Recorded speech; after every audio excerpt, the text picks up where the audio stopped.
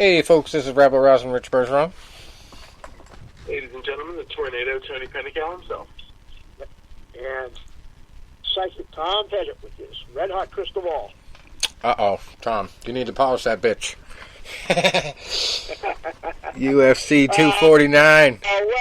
We both got the co-main event wrong, though. I'll admit that. We both fucked that one. We can debate a little officiating here with the drunk referee.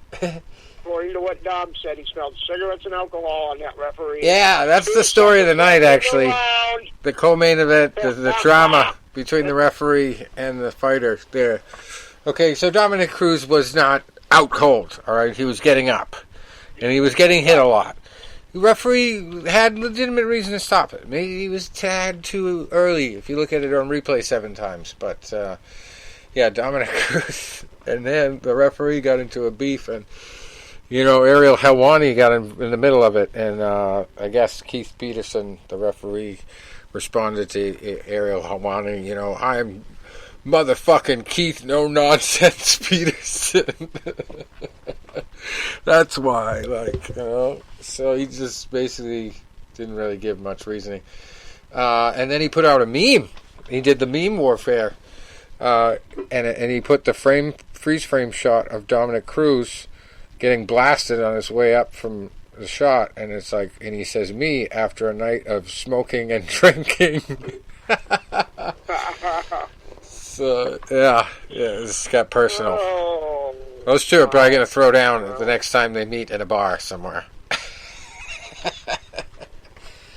But Henry was underestimated by both of us, and Henry has some hands. He does have some hands. He throws hands, and Dominic was, I think, too much style, and people kind of have figured it out. Let's just wait till he stops bouncing around and just blast him with leg kicks and straight punches, and he'll walk into them.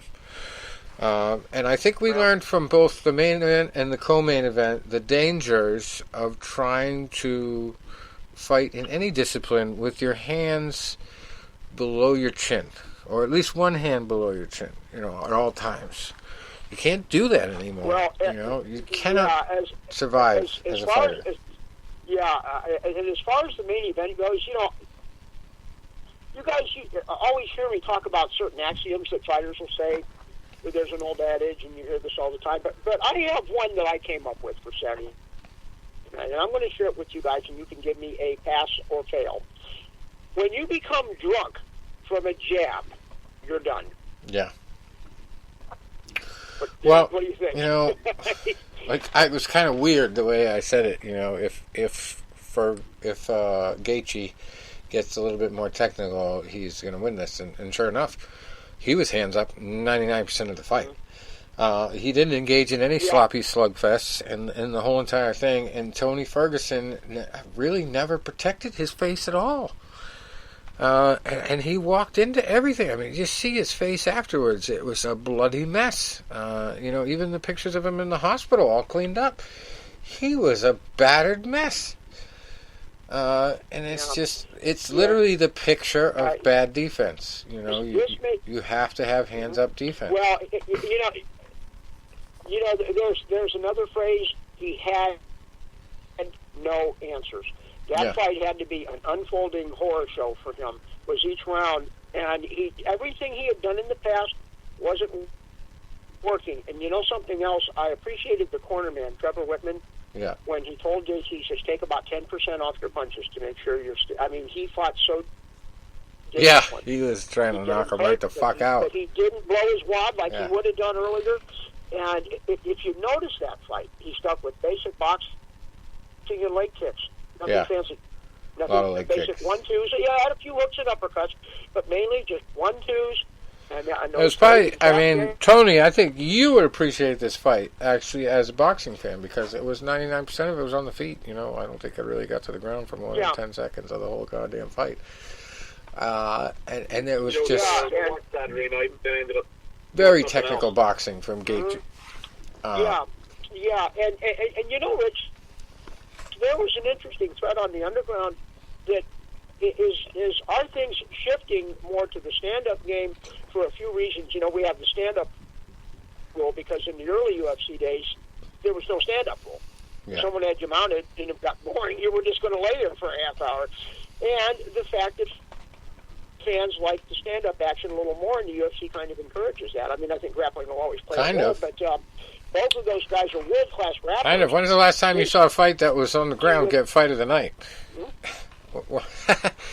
I don't think I've ever remembered them pick a fight that was rolling around on the ground for the entire 3 rounds or 5 rounds. I don't think I've ever seen one of those fights get fight of the night. And they used to have submission of the night, not just, and then they stopped. Yeah, they stopped that. Yes.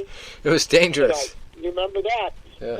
And here we have with both guys had sterling wrestling credentials.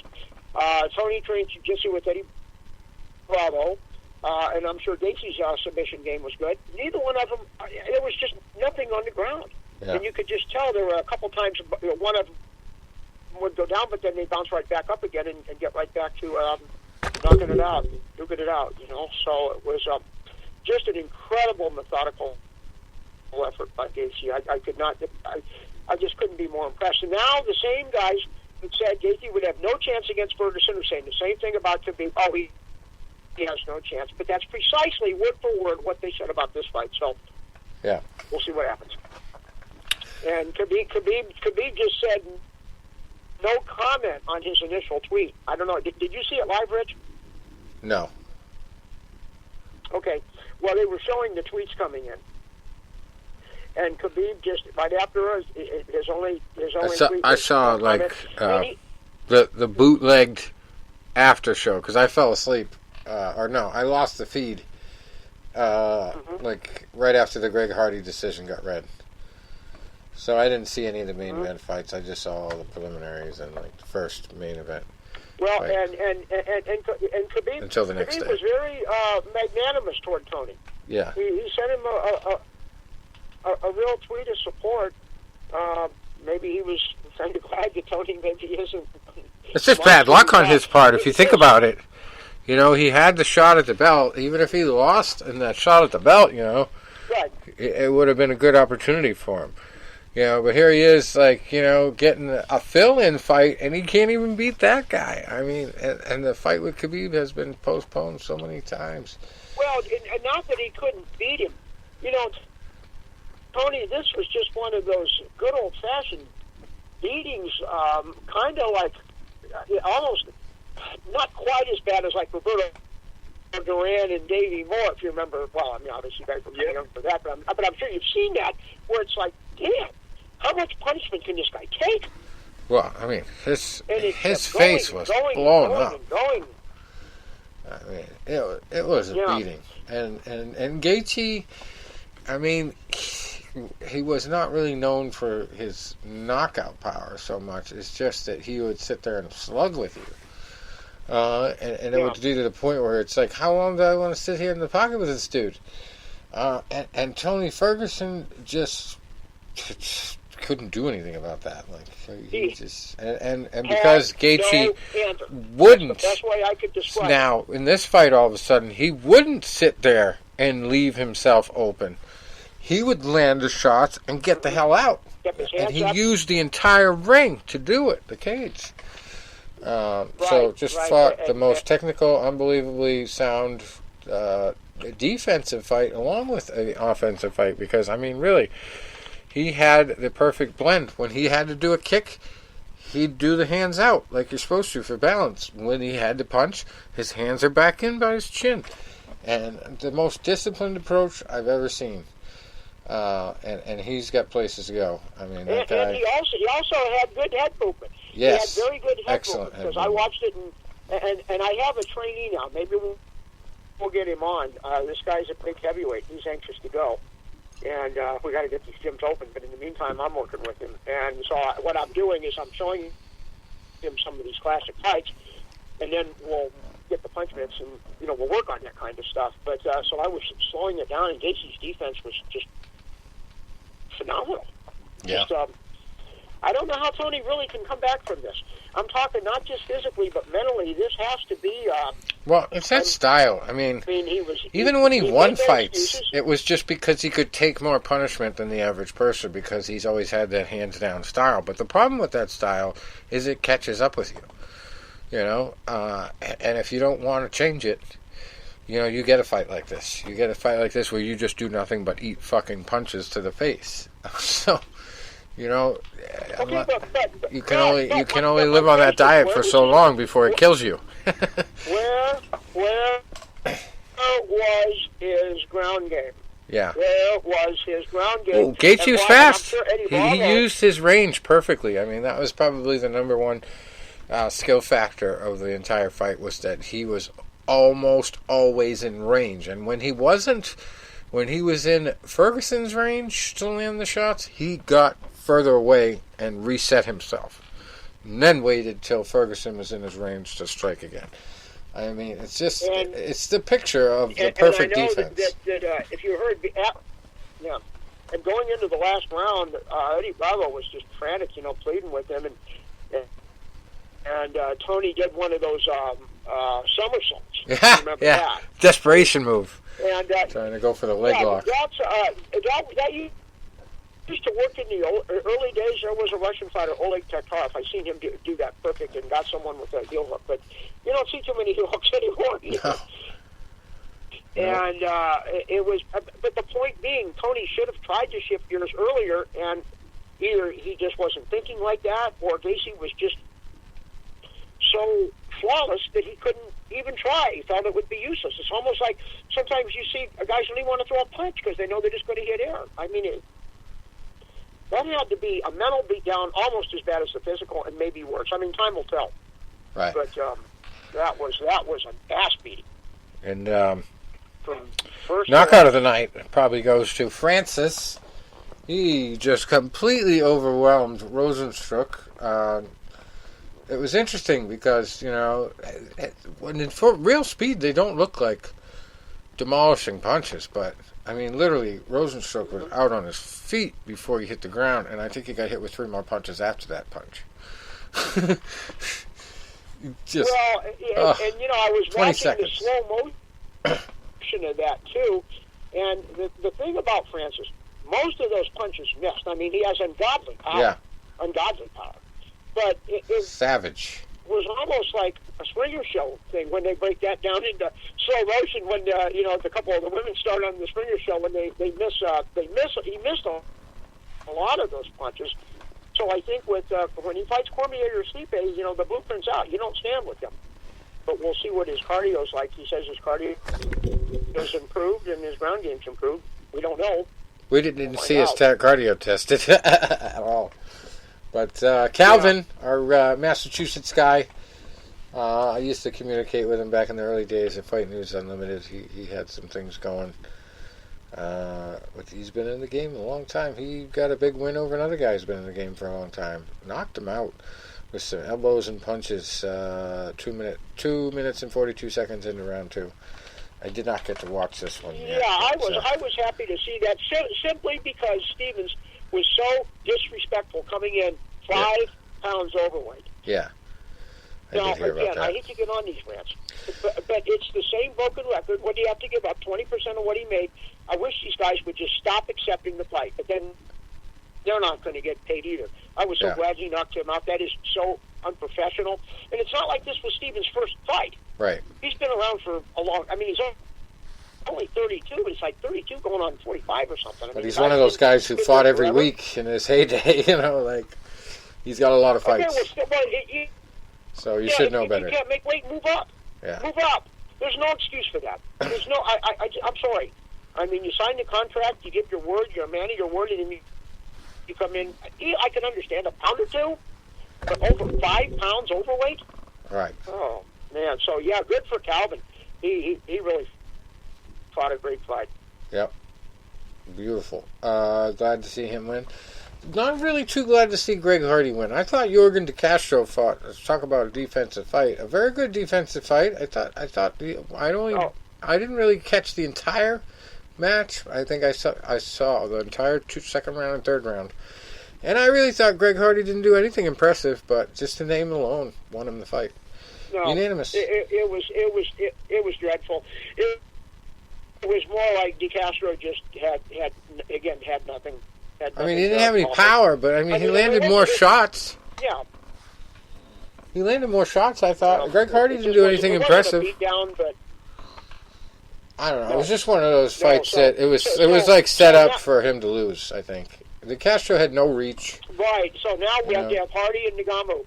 And Nagamo to see who fights for the title. Hardy and Nagamo. Yeah, right. That's what I'd like to see. Hardy would run scared from that one. Anthony Pettis over Donald Cerrone wasn't the outcome I expected, but that was unanimous decision. Cerrone, he probably will not hang it up because he just fights to fight. But this is a tough one for him to take. He's obviously not climbing the ladder anymore. Well, yeah, that was a case of too little, too late. Donald won the third round. Second round was close, but I have no problems with the decision. I mean, it was split, but Donald something was just not there. Then we had a couple split decisions. And he's another one that's been fighting forever too. Yeah. Been around. Alexei Olenek got the split decision over Fabricio Verdum. Olenek, another kind of technical fighter. That was Rich. Were you able to see that one? A little bit. I didn't see the entire thing. I kind of was like tuning out. Olenek was like, his stand-up game was like Neanderthal, man. Yeah. He was landing. Actually, I do remember this one. This was like on the last one of the preliminaries. Okay, now I'm going to say a name, and you're going to be like... It was very entertaining. I'm going to say a name, and you're going to be like, oh, yeah, that's him. Okay? Keith Jardine. Remember him? Yeah. Keith Jardine. Yeah, the human cork. Yeah. The herky-jerky cork guy. That was the tape that Alexei Olenek watched to prepare for this fight. He had the Keith Jardine style. Yeah, and I hate to bring USADA back into the mix again, but you gotta wonder. You really gotta wonder what the hell's happened to Verdum. It was. I don't know. He was on a tear. Knocked out in the first round. He was definitely on a tear, but. Yeah, and I thought in the first. I think he's just slowed down. You have to remember there was a period of time where they allowed the TRT, and I think a lot of guys were. Well, that's what I'm saying. I'm saying. A lot of guys were doing very well with that. About USADA. And I think it's slowed down like 4 or 5 steps since he's not been able to do that kind of thing legally. Right. So it may be time for him to switch gears. On the ground, I mean, I thought that it would be settled on the ground. It wasn't. And Olenek just he was landing heavy shots on him, and I'm thinking, my God, Verdum's good. Because I thought Verdum would have the edge on the feet, but he just looked dreadful to me. Right. Just not the same old guy. Yeah, and then we had the karate hottie going down to Carla Esparza, one of the Ultimate Fighter girls. Another split decision loss. It's kind of a surprise for Michelle. And Vicente Luque beating Nico Price by a doctor stoppage, 3 minutes and 37 seconds into round 3. Bryce Mitchell over Charles Rosa by unanimous decision. And poor former guest of ours, smiling Sam Alvey. He was probably smiling even though he lost. He lost the right decision to Ryan Spann. I didn't get to see that one. That was close. Now, how about that Bryce Mitchell? Did you see any of that Bryce Mitchell fight? No, I did not. Okay, well you missed because if you remember in Bryce Mitchell's last fight, he won by a twister. Now, do you know how hard that is? Yes, to get? there's only 3 people in history. There's only been one. He almost right now, believe it or not, and Charles Rosa's a BJJ black belt, and he had talked a lot before. He says, I'm better on the ground than you, and I guess Bryce Mitchell just took that personal, and he schooled him.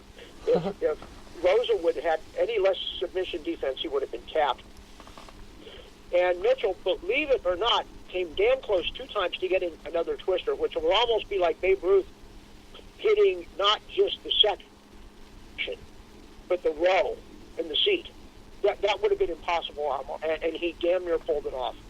So that's going to be, boy, I'm looking for his future if he fights that Ryan Hall guy. Remember Ryan Hall? Yep. The good news about UFC 249 is there was only one canceled fight due to COVID. The arm collector we talked about last week, I think he got bagged. Anyway, they also had a fight last night, May 13th, lucky 13th, also in Jacksonville, Florida, and they had a whole fight card. I didn't get to see any of these fights, unfortunately. I had totally forgotten there was fights on Wednesday. But anyway, we'll go through them quickly before we get to the rest of the stories we've got. Believe it or not, we have stories to cover. Anyway, Glover Teixeira, the main event, beating Anthony Smith by TKO. Another late in the fight stoppage. Forgot to mention that the Gaethje TKO is late in the fight, in the 5th round. But anyway, Glover Teixeira. This was a real journeyman fight. Anthony Smith has a lot more losses, but both of these guys got over 30 wins. Glover came in at 31-7, Anthony Smith at 33-15, and went almost all 5 rounds until the 1 minute and 4 mark of the 5th round. It was a TKO for Glover, and he's an over 40 guy, right? He's 41, 42. Yeah.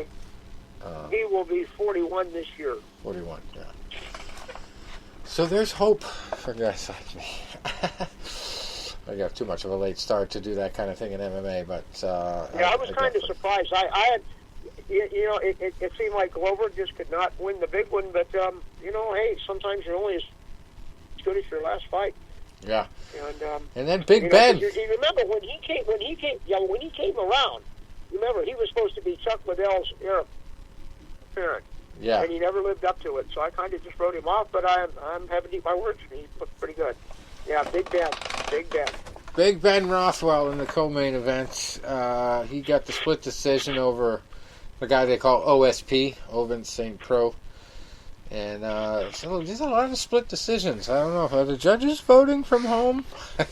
Is that contributing to the split decisions? Anyway, I don't know if there was any controversy to that one because I didn't get to see it, but I will watch that and check that out to see. Of course, then we had a TKO, Drew Dober over Alexander Hernandez. 2nd round, 4 minutes and 25 seconds in. Ray Borg getting another tough loss, also by split decision, to Ricky Simon.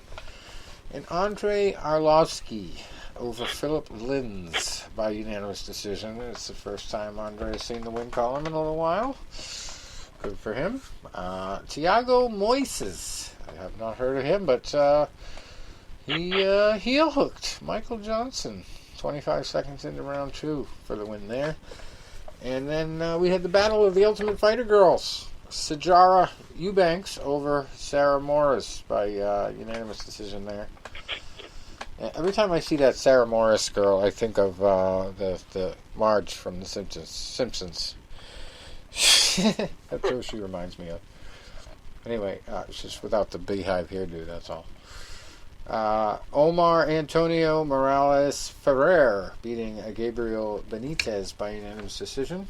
And second fight of the night, Brian Kelleher over Hunter Azor. And first fight of the night, Chase Sherman over Isaac Villanueva. Kelleher won by KO. Second round, Chase TKO. Elbow and punches. 49 seconds into the second. Okay, now we're going to get to some boxing stuff. So we've got to cover something boxing, right? Too much UFC, right, Tony? That'd be Mike Tyson. No, Yeah. Mike Tyson is in the circles. We're going to eventually talk about Tyson because Evander is now really out there begging almost for the rematch. And what is it? A trilogy now? It'll be a trilogy. It'll be a trilogy, yeah. But this is another surprising news story in the boxing world. Sugar Ray Leonard is on Zoom. He's zooming. He's zooming these days because he's going to Alcoholics Anonymous meetings online during the lockdown. And I thought this was an interesting story because I didn't even know he was alcoholic. first place. So he's actually been doing AA meetings for close to 15 years now. And he says, I can't go to actual meetings now, but I am on Zoom. I get it on Zoom, and I join AA meetings that have people from the UK, Puerto Rico, all over the world, and we're watching this like I am doing with you because technology is so amazing. He's 63 years old, and he does this all from his house now.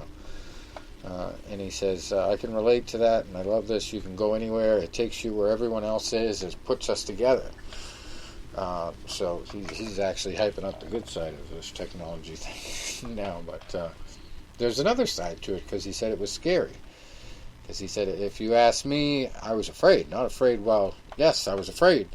I was afraid to go on camera and say, hi guys, I'm Sugar Ray. I say Ray, and I'm an alcoholic. That was tough, but I am getting better now talking about these things that are so stigmatized. It's new people, but it's the demons messing with me.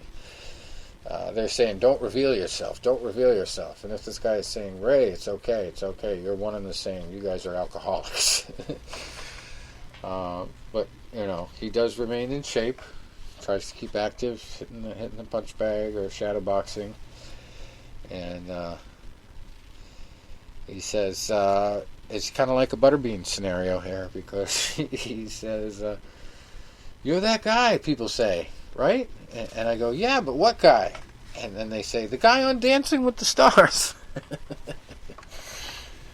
So he gets recognized for the wrong thing. Like Butterbeans, he came on our show and said that it's one of the things that pisses him off the most is that people remember him for the Jackass movie. And it's kind of funny he came up this week because one of the boxing alerts this week was the clip from the movie Jackass where he was Butterbean knocking Johnny Knoxville out in the department store. It was such a classic episode too that they put into the movie. That was a good one. Anyway, here's a wrestling story for you next, Tony. Keeping right into your ballpark. Nice. Okay, so there's been a couple MMA people to go over to WWE. Of course, the original dude was the guy we interviewed a few times, Ken Shamrock. He was one of the original guys to do it. So the other way, from MMA to WWE, and then back. But anyway, Matt Riddle. He's in the news this lockdown period here because he is cautioning Colby Covington, who we talked about a little while ago, wanting to go to the WWE, who would be perfect as a heel, of course. He's the ultimate heel. But Matt Riddle warns everybody that the transition is not easy. It's not for the faint of heart, he says. And it's not just the ability to trash talk or your charisma. The other thing he says that you have to be ready for if you're going to make the jump into pro wrestling is the fans. They're going to be brutal at times, he says. If you don't bring it or mess up or you're not doing things right, they're going to be cold. So you have to have a lot of things. You have to have star power. You have to be an athlete. But he says it's a process. When I started wrestling, I could do all the moves, and I was like, this is going to be easy. I'm super athletic, and I feel like I can talk. But then you go out there and you're wrestling, and it's completely different. It's very difficult. And he says, I wish I could say, yeah, if you're an MMA fighter, hop in. But to be a good pro wrestler, you have to love pro wrestling. I've loved pro wrestling longer than I've loved mixed martial arts. It's just that I wrestled in high school and I just went on that path before I got into pro wrestling. And Tom Lawler, a guy who also did MMA, is the same way, he says. He's a great example of a mixed martial artist who loved pro wrestling before he started wrestling, and he's had pretty good success, I think. So there's other factors also to consider, because also Henry Cejudo has already been talking about retirement, I heard. And one of his retirement plans is to go to wrestling. But the size factor could be difficult because he's basically smaller than Rey Mysterio. He says, he's 135 pounds. So it's going to be very difficult for a guy like him, unless you get like a guy like the Big Show versus Floyd Mayweather. You get a freak show fight to make it fun and interesting. But he says he had to bulk up, and considerably. So in other words, get ready to do steroids. He's 5'4", Cejudo. So it's not gonna be easy. He's like, he's a savage, but it's gonna be tough. He's charismatic, though, he says. And maybe you put him in the ring in a Big Show versus Floyd Mayweather thing, and my goodness, time will tell. We'll see how they go. But you have to realize wrestling is a PG kind of show. A lot of these MMA fighters bring a lot of heat, but they're not going to be able to bring the same heat in pro wrestling. You'd be crossing a line that you shouldn't cross, because there's lines that you shouldn't cross. I mean, you're talking to me, I cross lines all the time, but you shouldn't cross them. Anyway. And that's the thing, like, with pro wrestling, like, you're given a character, and you're given a gimmick. A lot of times when these guys that are, legitimate fighters, your guys like your Ken Shamrocks, you're not really going to play as much of a character except for yourself. But, you're going to either fall into the role of a heel or... And if you are in the role of a baby face, where, you're a fan favorite and you're supposed to be the good guy, it's not like it was back in the 80s where you were like the good guy, and you loved the fans, and you were this and that, and the bad guys, were like mean and all that. There's more realism to it now. But if you are a face, you go out there, and the crowd's really giving it to you, you can't turn around and tell people to shut up or go fuck yourself or anything like that. You're going against basically your gimmick. And I remember even Shawn Michaels for years, who went back and forth between a heel and a babyface. He said, after he came back from his back injury, for a long time, he was like a perfect heel. He was cocky, he was arrogant, whatever.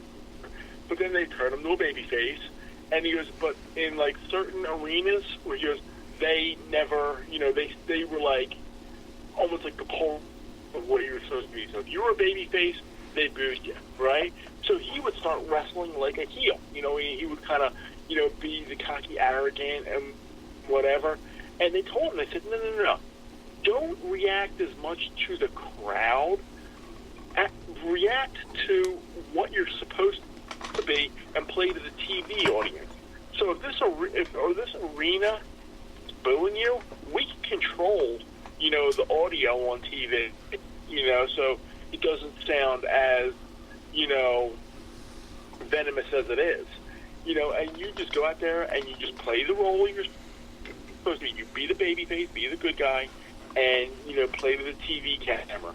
And then years later, after he had the whole thing with the big deal in Montreal, he was in Canada for years. They hated him. He would go up there as a babyface, and they would boo the shit out of him because you screwed Bret Hart, and Bret's our icon, and you fucked him over, and this and that, so we hate you in Canada. And he's like, I know I'm going to get booed there, but I'm a babyface, so I have to really focus on playing to the camera and the TV audience, not the live audience. That's a challenge, And from boxing, I always say back in 1998, I went from week 1 fighting Michael Jordan at Lock Haven. Michael Jordan! 4,000. Screaming, yeah. Does that make us Michael Jordan brothers? Cheering for me and chanting for me, and then 2 weeks later, I'm in Reno where they're telling me, I hope you die tonight. You went from the ultimate babyface role to the ultimate heel role. You had the I hope you die experience. I had I had the guy's fucking buddies, the teammates, come up and tell me, I hope you kill him. Yeah, that was the thing. And the funny thing is, that was the same guy. Yeah. The same guy that they said to me, I hope you die. Yeah. That's fucking hilarious. Somebody didn't like that motherfucker. Once he got on and I'll tell you why. enemy turf, he was resented. I'll tell you why. Because when I went to Reno to fight him, You know, I flew in that night, a Friday night, and we were having the weigh-in that night. So it was me, a kid from Penn State. I forget if the other guy from Lock Haven, Chad, had gotten there before I did. I think his flight was before mine. So he was probably already out in Reno by a couple hours when I got there. But I got there with Bill Rabel and Lumashio from Penn State, and we went right to the weigh-in.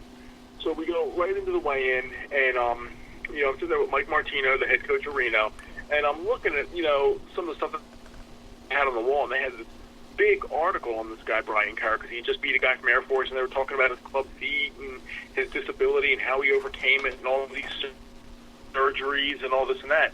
And I could see that if I was a guy, like, say, if I'm from Lock Haven, and I'm fighting for Lock Haven, and I've busted my ass for 4 years, and they're writing a big article on somebody else on my team, who hasn't accomplished anything yet. He's won a fight against a guy from Air Force. I would give a shit. So I could see, there being some jealousy and there's some personal, bitterness. And the thing is, I only met the guy. I wish I had that conversation on tape. That's times. all I could say. I met him when I fought him out in Reno, and then I met him at the Nationals in Kentucky that year. I talked to him. That was right after you fought him. Yeah. And I just remember, he seemed like a nice guy, but when you're on a team with somebody, hey, trust me, yeah, I never talked to him. I didn't like, so you might say, I never talked to him, but like two of his teammates come up to me at the same time, and they both give me strategy on him, like they're coaching me, and I'm just like, I just had that thought, like, oh my god, if I had that on tape, that would be so amazing. Like, I should probably contact this Brian Kerr dude and be like, you know what, buddy, you should find these two dudes.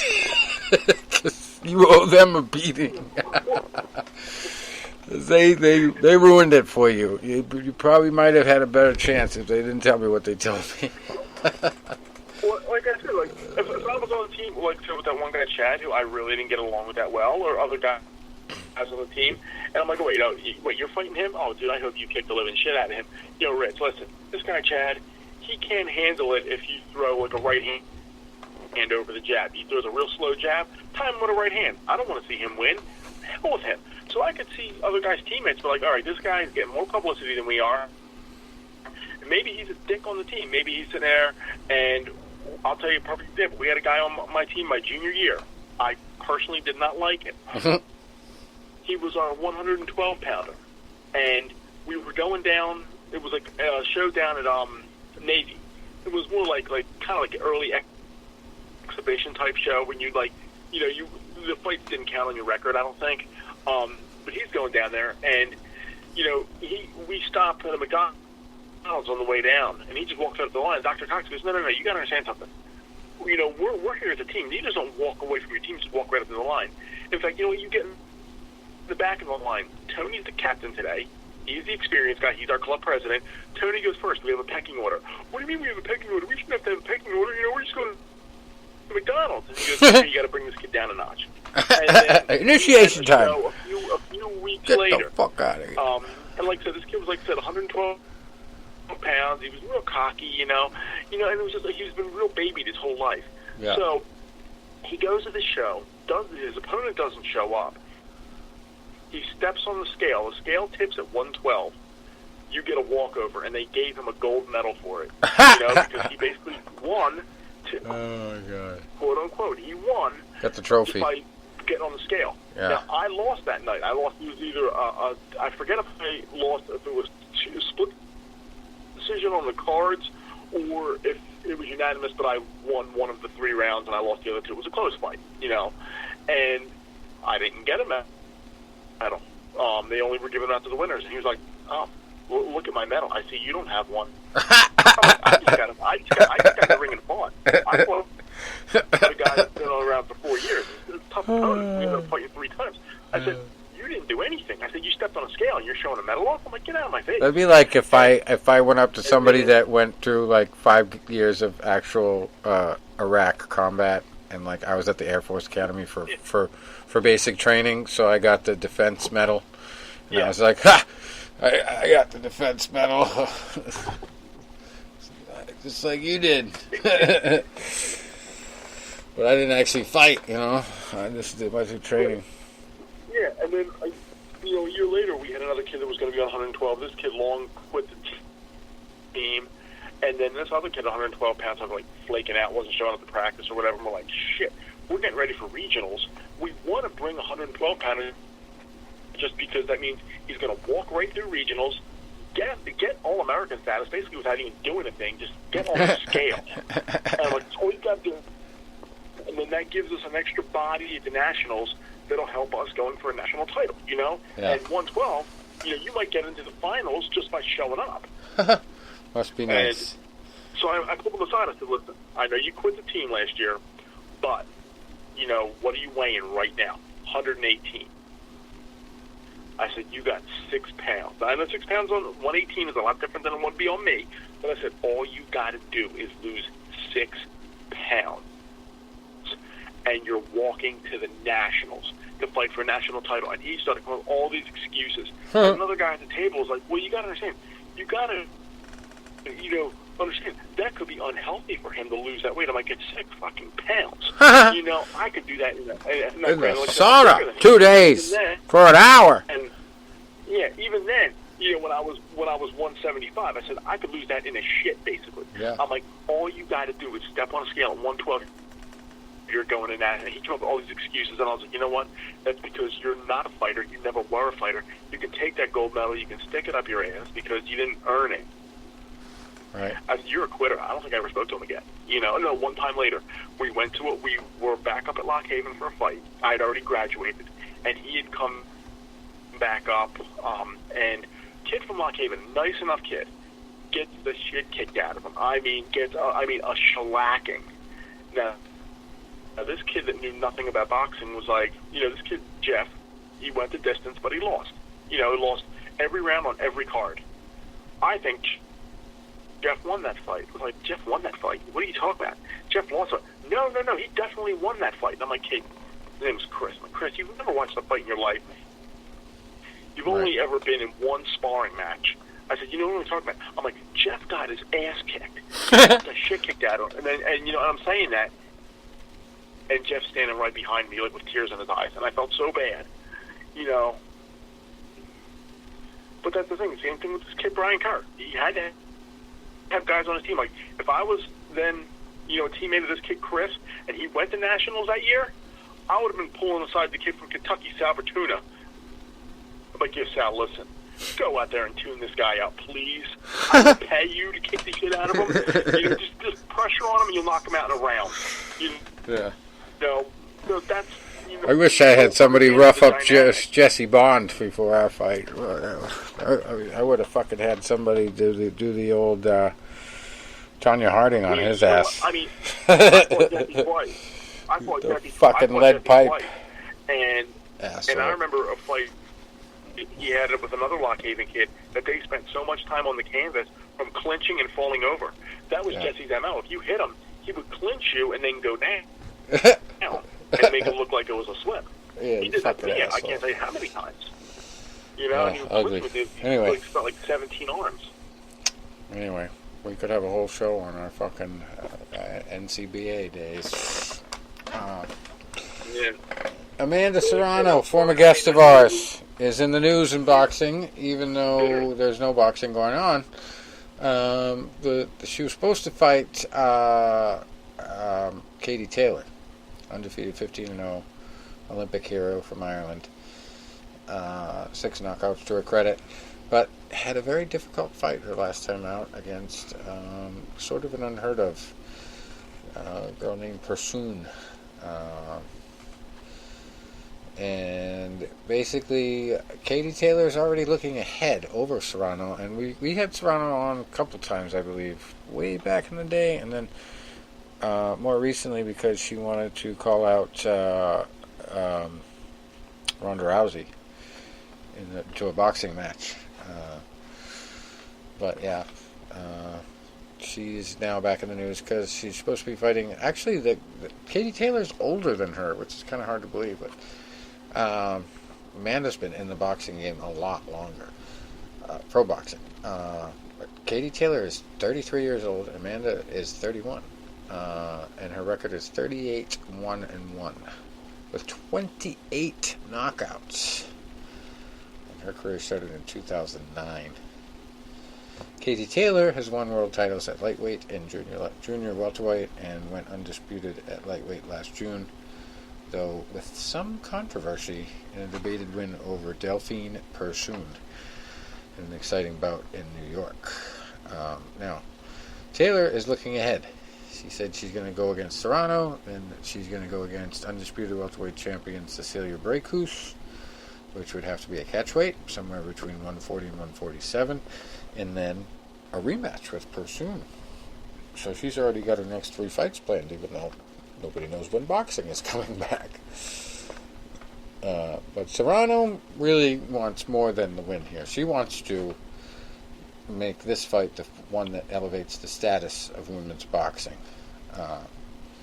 which she thinks is slowly gaining more acceptance among boxing fans. But I've seen more of the other thing, women boxers going over to MMA to kind of make ends meet.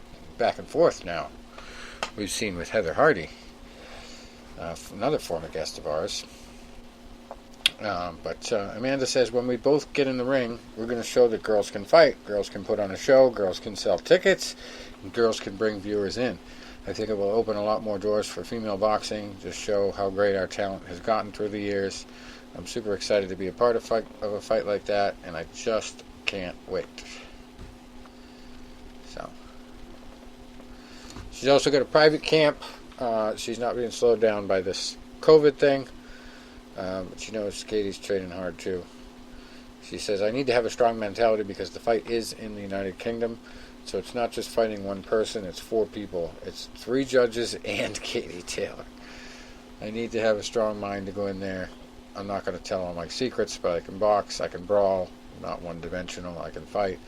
I have a lot of heart and I'm able to adjust. Whatever she brings, I'll be able to bring it harder. We'll see.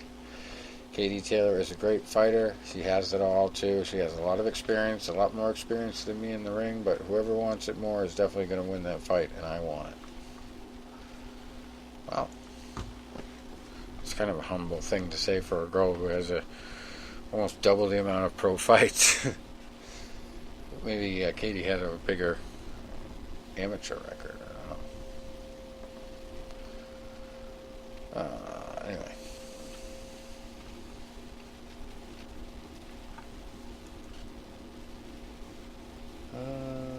This is an interesting story that came out post UFC 249. Mixed martial artists involved in the UFC could face loss in pay for any criticism of the UFC's safety measures. This was a Reuters story that came out. So basically, I guess they're threatening these UFC fighters to, take away any kind of bonuses or fight pay.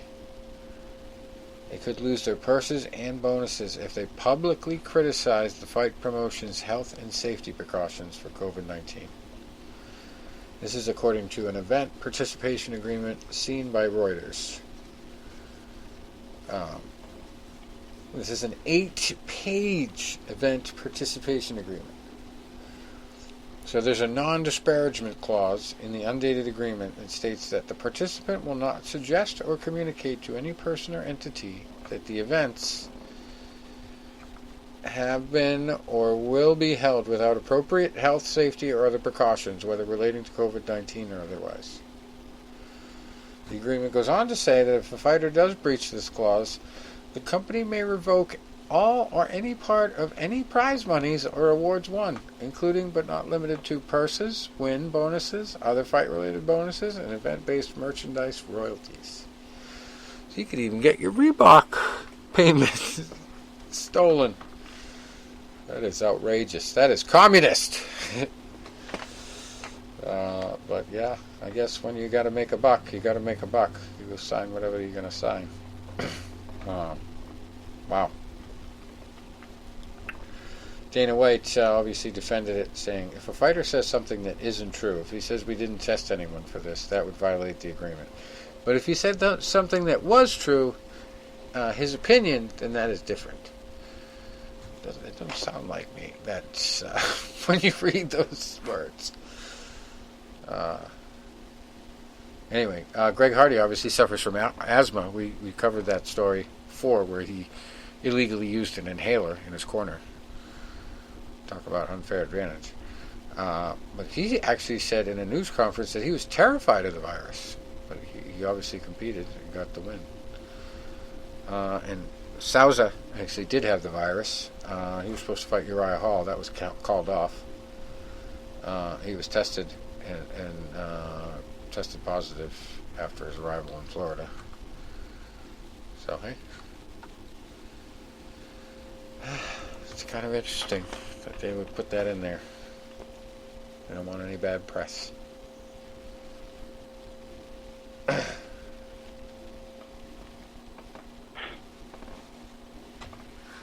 Alright, here's an interesting one. This is obviously somewhere in China, Hong Kong. Okay. This is this is an odd story, okay? So this guy wants to put together some instructional videos, right? This Hong Kong dude. He puts out an ad. He wants women for the instructional videos. And for the entire thing that he films, he gropes them. He does weird shit, you know. He makes the thing weird. So now there's all kinds of women complaining. But he started it out with like a Facebook or a Craigslist post, and anyway, he claimed to be a mixed martial arts expert. So he's been arrested on suspicion of indecent assault that they asked to be part of. 33-year-old guy. This is a fucking crazy nut. Okay, he tricked women into meeting him by posting job adverts on a Facebook group for people in the entertainment industry. Preliminary investigations reveal that he is a security guard with no martial arts training or qualifications, nor any connections to the entertainment industry. He reportedly told the women that they had to audition by filming martial arts videos with him. Chung said that the filming process took over an hour, during which the suspect would repeatedly use his hands and genitals to molest the women in their sensitive areas. Leung's victims expressed to the police that they felt harassed by him, but were too shocked to react or fight back. So, 4 women so far, aged 17 to 52. He didn't discriminate on age. Filed a report at the Sha Tin police station, accusing Leung of indecent assault over 4 separate occasions. Among the 4 were a student, a model, and a bit part actor. So police picked him up for questioning, and they believe he has more victims, which have yet to come forward. But anyway. You think you heard it all until something like that comes up. Unreal. At any rate, I'm doing training videos this week. No. I need hot women only.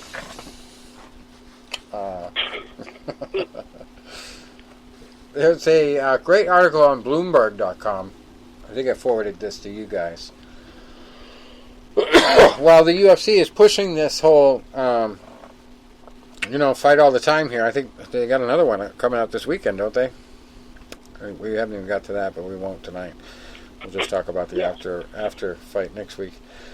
But there's a great article on Bloomberg about this antitrust lawsuit and how specifically our boy Kung Lee, who gives the one-word answers, reacted at a press conference when Dana White pretty much already made the fight decision for him on what his next fight was going to be, and he was sitting there with a broken foot. But it's an interesting story.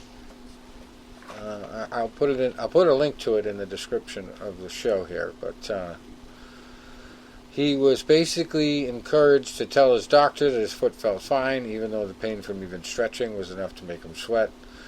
The doctor actually objected because he had a bone bruise, which can take months to recover from. But Kung Lee begged the doctor to be cleared, and the UFC paid Lee reported $15,000 for his Vegas fight And after taxes and expenses that included lengthy physical rehabilitation, he just couldn't afford to be on White's enemies list. So he had to accept the next fight and had to do whatever he could to meet the obligations. And you just have to imagine, Lee had a very short career with the UFC after Strikeforce. Very short in the grand scheme of things with the UFC proper, even though UFC under Strikeforce was, that was their parent company for a little while. But to have this kind of a story come out, and you have to imagine there's hundreds of other stories like this, lower tiered guys that didn't have that kind of name, that aren't involved in this lawsuit, maybe. So it's an interesting read. It's a long read. I haven't even fully read it yet, but for some reason I'm not having to type in any subscription information. They let you read the whole thing. I think you get like one or two free articles. So I got it up, and I have yet to read it, but it is a long article. And it's been a long case. I mean, it's still going on. It's been years. So anyway, it's definitely worth reading if you have the time. There's a lot of issues that get brought out even more by this kind of situation. It's kind of like, all of a sudden everybody's worried about where we're going to put the homeless. They're actually paying not only for homeless hotels in California, but they're actually delivering these homeless people drugs in these hotels. Can you believe this? Right. Yeah. They give them their heroin, whatever they want, It's unreal. It's not a taxpayer's expense, though, these advocates will tell you. They get their drugs from private funds. Okay. So where's the money come from? Private funds, apparently. The politicians ain't paying for it. Yeah. Anyway, so this is one of those things. They're going to exploit fighters because these fighters now have had their paychecks taken away. They need these fights more than anything else. So the guy that is going to be the company man and step up and say, I'm not afraid of COVID, I'll do whatever you want me to do, he is going to get the opportunities going on down the line. And he's just doing it because he needs the money. So that's kind of how the UFC has always operated, more out of fear and, you've got to be the company man than, we're going to take care of you and we're going to be good to you. Maybe that happens for the top 5% of earners in the UFC, but, for the bulk of the fighters, they're taken advantage of. And it's sad because there's no hope of a union because they're independent contractors and there's no Ali Act for MMA. And this COVID thing is going to make that really hard to do in the future because everything's getting thrown at that. So I really hope this whole thing is successful. I really hope the UFC gets kind of hit hard. But there's another story in the news that the parent company, WME agency, is going to get really hit hard also by the coronavirus. And even though the Fertittas aren't involved anymore, of course their casino is headline news every day as far as layoffs and, whether they're going to be able to come back from this effectively with all their casinos out there in Vegas and Fertittas. So it's going to be interesting times to see how it all develops. But, as far as a vaccine, I don't think we're gonna be okay with whatever they give us because they're already saying it's going to come back in the fall. That's probably going to be mutated. So whatever we get now, it's going to be too late, And that's the fastest track they could possibly come up with to do a vaccine. It's going to be too late. So I don't have any faith in that at all. And then this whole remdesivir thing, which is an abandoned Ebola drug, guess what? What does it do? Well, maybe it gets people out of the hospital 4 days earlier. But it ain't really curing it, is it? They're not going to have any cure that's a pharmaceutical answer, I don't think. It's going to have to be something more natural. And that's something that they just don't do. Pharmaceuticals just don't do natural. So. And surprisingly enough, the most common remedies I'm hearing is vitamin D, which is sunlight basically, and vitamin C, which everybody should just drink a lot of orange juice. I mean, that's just a universal truth for all sickness. Drink a shitload of orange juice. I mean, that was like one of the original cures for scurvy before the cold was even discovered. Scurvy was the ocean sickness, and somebody So figured out, here. well, shit, this crew that had a shitload of limes on board, they did fine. So, yeah, it's definitely something that's been passed down from generation to generation. It works. So you got to trust kind of shit like that. And it's just so amazing to me nowadays how many people will just listen to the talking heads. Just listen, like sheeple, like they're going to do whatever the news media tells them, whatever the expert tells them, and not do their own independent research and not, find true stories here and there in the World Wide Web and watch videos that question things and, show different perspectives. They just, nope, just going to listen to what they tell me. I almost feel bad for those kind of people because it's just like, yeah, some of what those people might be telling us, what those people are telling us might be true, but, a lot of what they're doing is being said and told to us because they're supporting things that make money in their industry, They're industry people. And Fauci is a guy who's been there for 40 years. You don't think he's got conflicts of interest up the yin-yang? He worked on that Ebola drug that obviously had no home until they figured out, oh yeah, it gets people out of the hospital early, supposedly. But anyway, it's just the biggest frustration for me with this whole entire thing is that, they say they know things about it, and then the next week they're like, well, we don't really know. We don't really know what it's going to do. Unreal. So anyway, we hope it all survives and we get actually events coming back, even if seats have to be 6 feet apart. And the new normal isn't too hard to deal with, hopefully. Yeah, I hope so. But it is what it is. And we got Mike Tyson's comeback. We cannot forget Mike Tyson's comeback before we leave. We're going to discuss that a little bit because Evander Holyfield has been adamantly coming out of the woodwork and begging for his chance at that third fight. He wants it. He wants it bad. Or is it second fight? Doesn't he realize that he can't wear a mask now because of Mike Tyson? Yeah, it's one of the funniest memes that's going around. Damn, Mike Tyson. Holyfield can't wear the mask because he's only got one ear.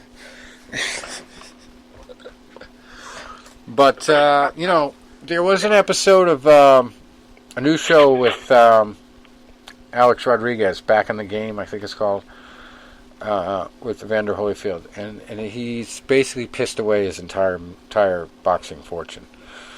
So it's like, I don't know how much of fighting shape he's in. He doesn't sound like a Riddick Bowe, like when we had Riddick Bowe on. But Right.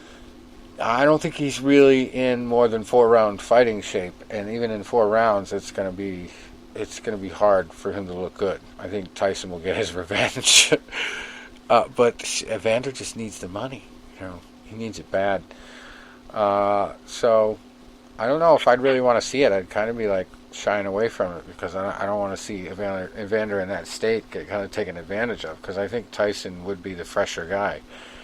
Just because he's just kind of taken that big break. He never fought too late into his career. He kind of got the message when he lost a couple fights that, yeah, this was it. And he's had all that time to reflect and relax, and now he's back in shape, and he does look fast. He looks fast and in shape for a 53-year-old guy. I mean, granted, these are only like 30-second clips. But if he really digs down and takes it seriously and does a 6-week training camp, I mean, you put him against any of his older opponents, and he's going to demolish them because they went late into their careers, 99% of them, and they had a lot of fights. And Evander keeps talking about it, but has not made his comeback. And Tyson is the type of guy, if he puts it out there that he's back like he did, there is a guaranteed he's fighting. I mean, supposedly it's been locked in stone. He's going to fight Shannon Briggs now. We got that message actually from Erin Toughhill. As soon as she got off the phone with us, she sent it to me that night. That fight was agreed to. And, you know, Damon Feldman has been sued before, but I don't think he would put that news out there without knowing Mike Tyson agreed to it. So I have heard whispers that Mike hasn't agreed to it, but Shannon obviously has. I mean, that guy is desperate to fight any kind of, you know, opportunistic fight like that. So, and for it to be his first fight in bare knuckle, you know, I guess that back in the game, that back in the game must not have worked out too well for Evander. Yeah, Alex didn't help him make the bucks. I guess that whole episode that he had a deal. Yeah, well, he had a deal with GNC to sell these Evander bars, and I guess they were going to get a protein powder, and they had all these other big plans for him. Something must have went terribly wrong. Yeah. Because the sell was real good, very promising for him. Well, you know, it was funny because not too long after that episode, I started seeing ads on Facebook. Make your own supplement. You know, you could just rebrand this company's supplement. And it was probably the same exact company that Alex Rodriguez took him to. But now they're doing it for everybody. So they probably just saturated the market with everybody famous who wanted to put their frickin' name on a supplement powder. And it's hard to make a mark in that area. You know, you really... Anybody who's into bodybuilding and those protein shakes and everything every day, they're going to go to a proven brand or one that's, you know, has really good deals, is very cheap, you know, mass produced, or something that they believe in, you know, that they've heard about. So they're going to be. Yeah, and when you see a name on there, it sounds gimmicky. It just sounds gimmicky. Yeah. So we'll see. Also, The Mountain. Speaking of bodybuilders, The Mountain. I posted a little video. Tony commented on it. The Mountain in boxing training. He doesn't look very good in early days, does he? No snap on the punches. You know, and you're right, because it's like, years ago, I used to work with a guy that was a professional bodybuilder. Not that tall. He was only about 5'4", but he was about a good 250 pounds solid. 225, 250. He was a solid dude, you know, muscle bound. But we went to a boxing card one time, and he could barely walk up the steps because his legs were almost bow-legged. Especially for me, as a guy named Short, too.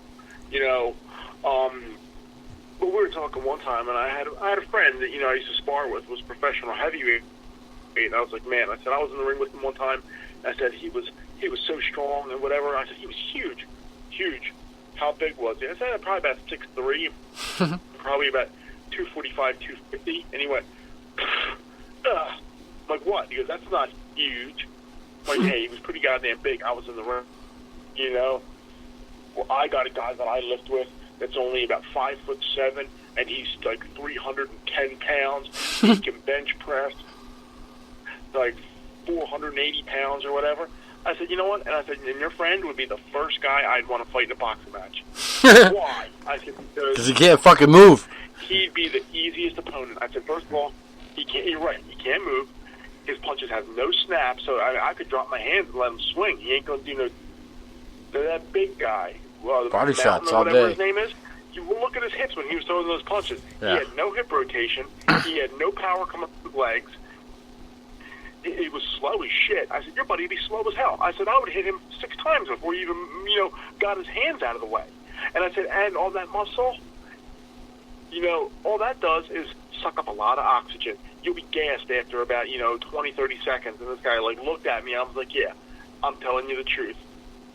I don't care. And we had another time, you know, we were talking about the same professional fighter, Gerald Noble, called him Jedi. And I know Gerald very well. I was down talking to a friend of mine. You know, I knew him since we were kids, and he came to my boxing gym for a while and played football for a while, and then came to my boxing gym. And one of his offensive lineman buddies was at a graduation party. Oh, how big is this Jedi? Whatever. I'm 6'3", and how much can he bench press? I don't know, but I'll tell you right now, he could knock over a building with a left hook. And that's all I really give a shit about in the ring. I don't care how much you can bench press. That's dead weight. Right. So I like that guy. I was watching him. Watch that video again. And Rich, tell me how long it lasted. 20 seconds? And then watch when it's over. Guy's gasping. Yeah. Well, I mean, that's the thing. Like, you got so many muscles. The blood oxygen level from lifting once. These guys sometimes pass out because there's just so much blood that goes right to your muscles. So when you're using all those muscles in a cardio situation, it's a completely different story. Like, it requires a completely different level of physique, different category, really. So it's going to take a lot of transition effort for him to really. But the guy that he's facing is not an expert either. So he doesn't really have to be a superstar to beat this guy that he just beat his weightlifting record. They're both going to be new to boxing, so there's that factor. But yeah, if he's ever going to face anybody that has some experience, he's going to have a lot of cleaning up to do and putting it all together. But I definitely think he needs to run a few miles before he does anything serious in the professional realm past this Eddie Hall fight. Well, that's all we have from my end, unless you need anything to pipe in. Any predictions from the crystal ball there, Tom? Not really. So we'll just be observing this weekend. Do you have a mask on your crystal ball to be safe? No. No, and if I it'll be a Joker mask. We'll see if they'll let me in the stores with that. And I wonder what they're doing in banks now. Can you go into a bank with a hat and a Joker mask and dark glasses? Yeah. I'd be afraid to do it. Yeah, that's the other thing, Well, They're trying to do facial recognition and tell everybody to wear masks at the same time. It's not going to work out too well. The bank by me right now is only, taking drive-through. Yeah, so, drive-through. Really, hold up anybody to a drive-through. But there are times like I have a couple Eagles masks and a couple Phillies masks and all that. But for the longest time, I was doing the Jesse James bank robber bandana around my face and a cowboy hat. Yeah, it would go over very well if you walked into the bank with that. Yeah. Well, I've walked into a couple stores like, what are you doing, robbing a stagecoach? Yeah, I went into one store so far with a sign out front that said you must wear a mask, and I had to go in there for friggin' chicken feed, and there was like 5 people in there, so I was like, yeah, I'm walking right by that. I don't have a mask. I don't care. Nobody in the store said anything to me, so New Hampshire is still live free or die. Anyway, till next week. Adios. Yep. Hallelujah. All right, guys. We have some boxing. Maybe not boxing, but we have some MMA.